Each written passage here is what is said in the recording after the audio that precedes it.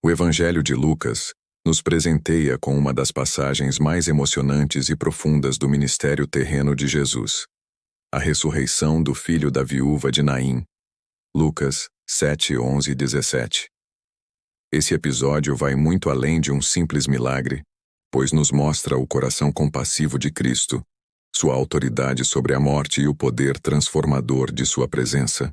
Neste texto, vamos mergulhar nessa narrativa bíblica, entender seu contexto, sua aplicação para os nossos dias e como ela revela o amor de Deus que restaura vidas, consola corações e traz esperança em meio à dor. O contexto histórico e cultural. Para compreendermos plenamente esse milagre, precisamos imaginar o cenário. Naim era uma pequena cidade localizada a cerca de 10 quilômetros a sudeste de Nazaré, em Israel.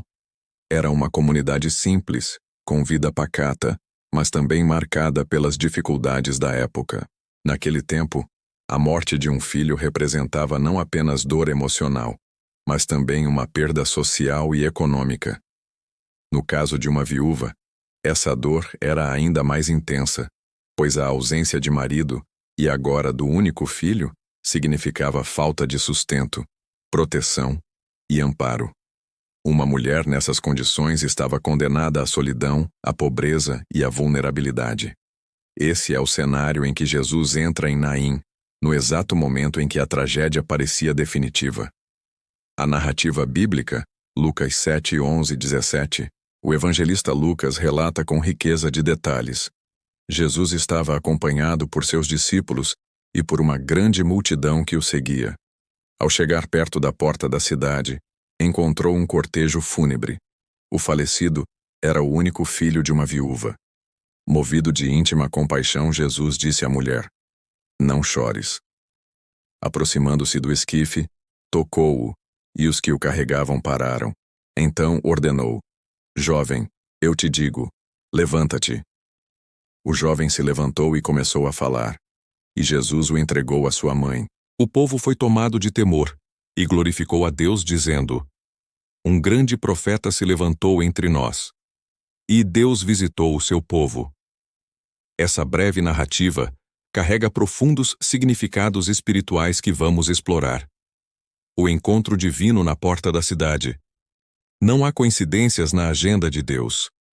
O cortejo fúnebre saía da cidade no mesmo momento em que Jesus chegava com sua multidão. Duas caravanas se encontraram, uma marcada pela morte, dor e desespero.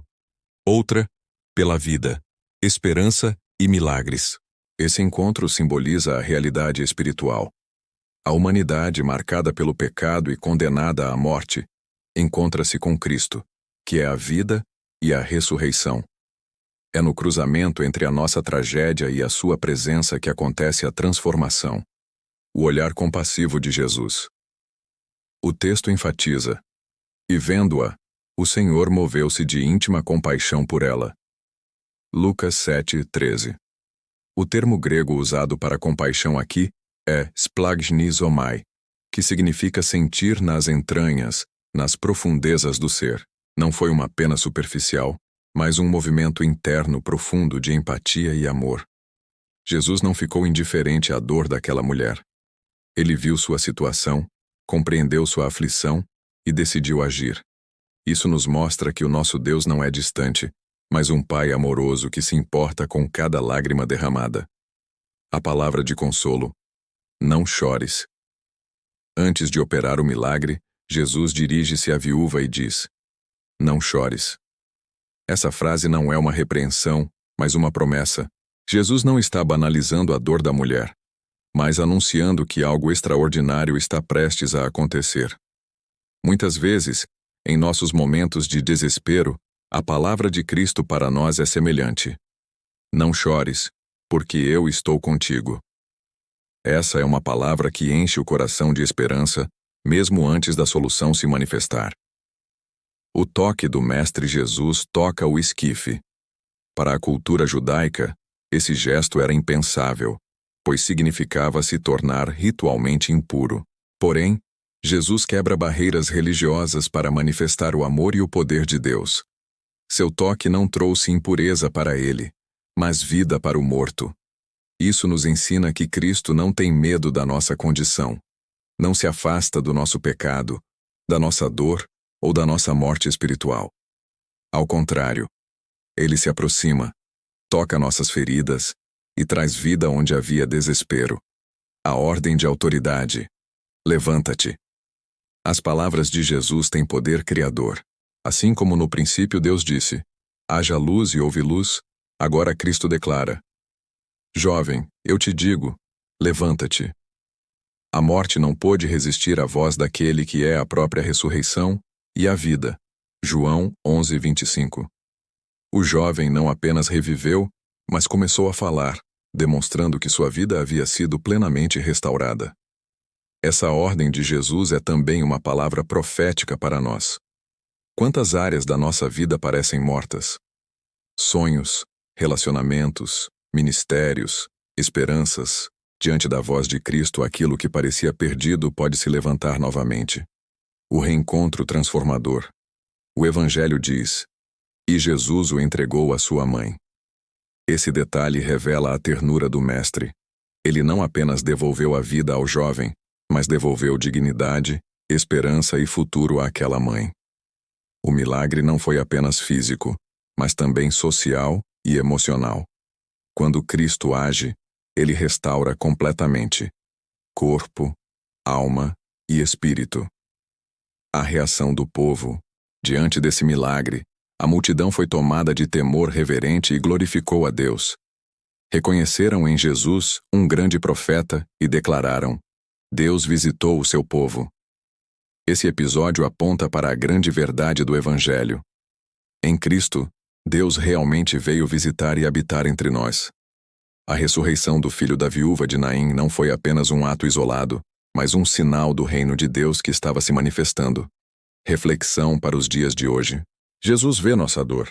Assim como ele olhou para aquela viúva, ele também olha para nós em nossos momentos de perda e tristeza. Jesus se compadece. Ele não é indiferente. Sua compaixão é real e profunda. Jesus fala conosco.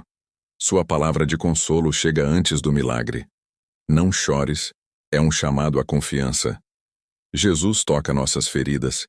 Seu toque não apenas consola, mas transforma. Jesus tem autoridade sobre a morte. Nada é impossível para ele. Jesus restaura completamente. Ele devolve vida, dignidade e esperança. Jesus revela o reino de Deus. Cada milagre é um sinal de que o Senhor está entre nós. Aplicações práticas. Para as famílias, a história nos lembra que Cristo é capaz de restaurar lares destruídos. Nenhuma situação está além do seu alcance.